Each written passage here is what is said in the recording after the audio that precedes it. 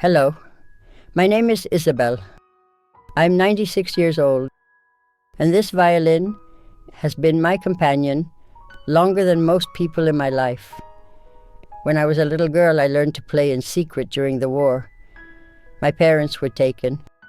I hid in a basement with nothing but silence and this violin. It was the only thing that kept me from going mad. Every note I played felt like a breath, a heartbeat, something human, in a world that had forgotten kindness. I lost my husband 50 years ago. I lost my only son just a few years after that. I've outlived everyone I ever loved.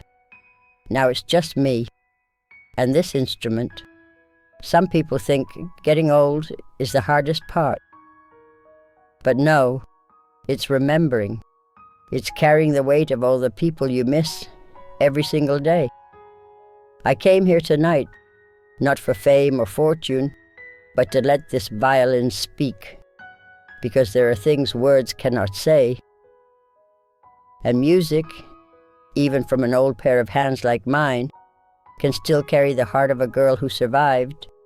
So, if this is my last performance, I want it to be the most honest, for the ghosts I carry, and for the peace I'm still searching for.